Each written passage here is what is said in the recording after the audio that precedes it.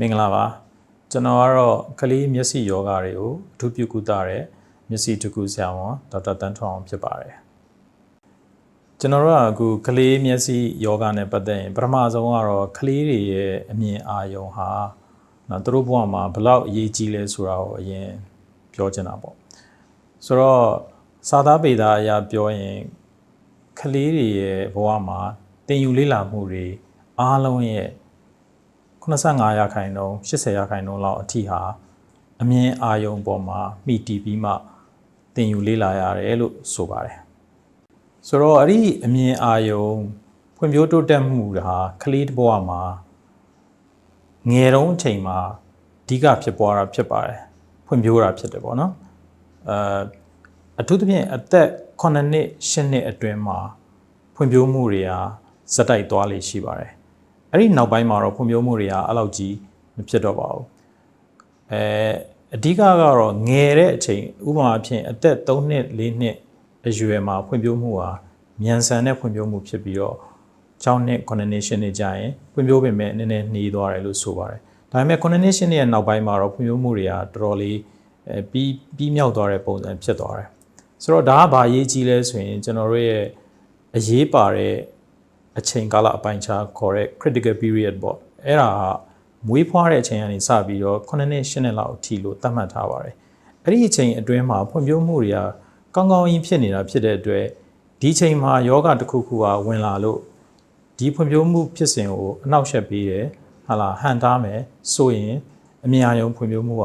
ထိခိုက်သွားနိုင်ပါတယ်အဲ့လိုထိခိုက်သွားတာကလေးဘဝရဲ့တစ်သက်တာလုံးအထိပါသွားနိုင်တယ်အမြင်အာရုံချို့တဲ့သွားနိုင်ခြေအထိရှိပါတယ်နောက်ထပ်ကလေးမျက်စိမှာဖြစ်နိုင်တဲ့ယောဂတစ်ခုကတော့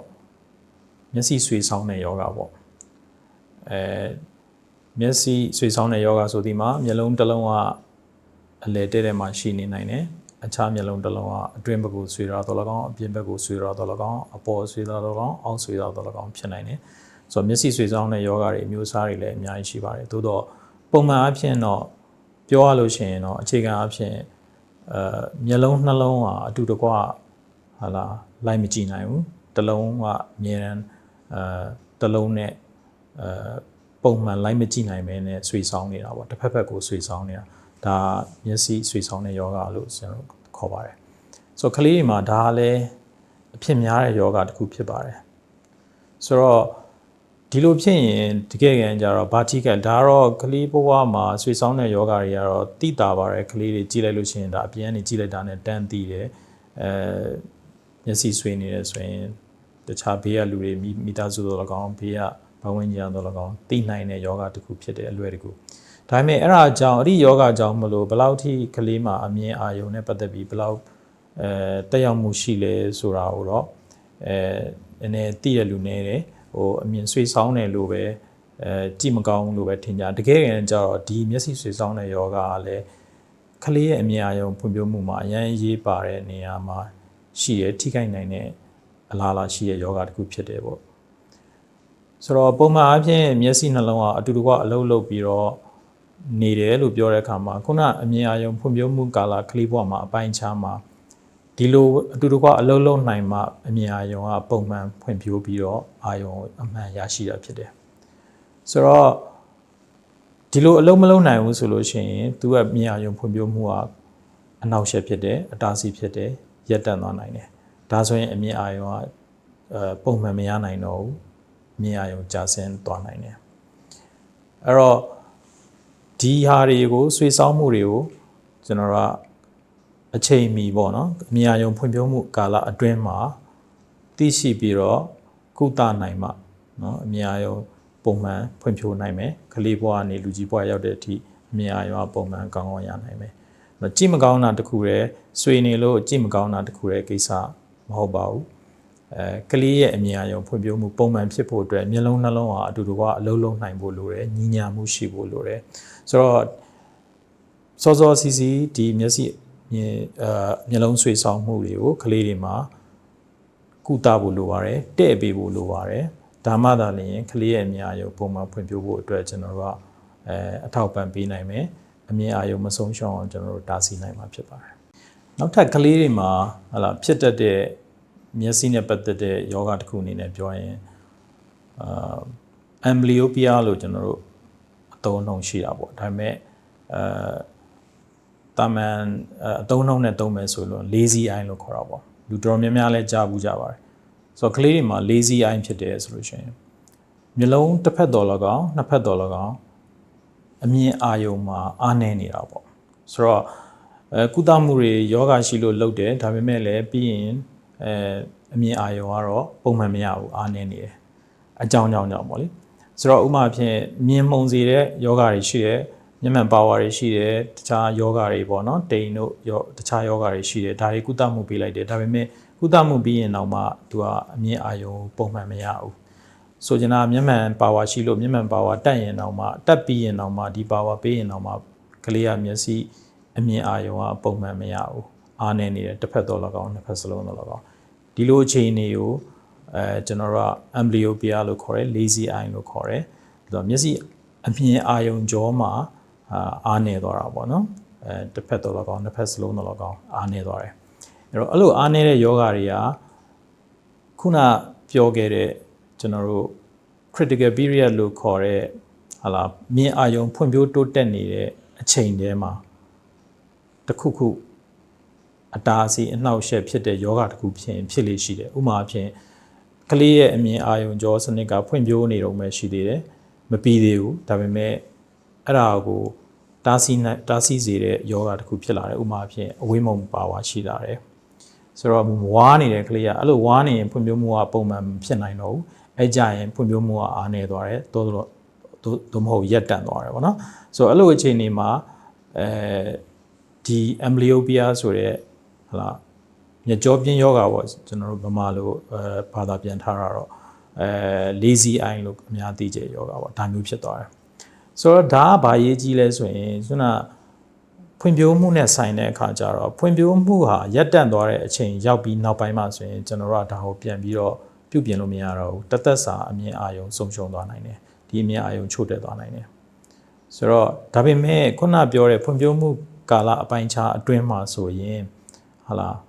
ပြန်ပြီးတော့ကုသတဲ့နည်းလမ်းတွေရှိတယ်ပြန်ပြီးမျက်စိအမြင်အာရုံတိုးတက်လာအောင်လေ့ကျင့်တဲ့နည်းလမ်းတွေရှိတယ်ဆိုချင်တာမျက်မှန်ပါဝါတစ်ခုရှိနေတယ်မှုံဝါးနေတယ်အဲ့အတွက်ကြောင့်မလို့အမြင်မျက်စိအာယုံအမြင်အာယုံဖွံ့ဖြိုးမှုအနှောက်အယှက်ပေးတဲ့အတွက်အာယုံကြောအားနေပြီးတော့မမြင်ရဘူးဖြစ်တယ်မှုံနေတယ်ပုံမှန်အမြင်အာယုံမရဘူးသို့တော့ဖွံ့ဖြိုးဆဲကာလအတွင်းမှာတိလို့ကုနိုင်ရင်ကျွန်တော်တို့ဒီ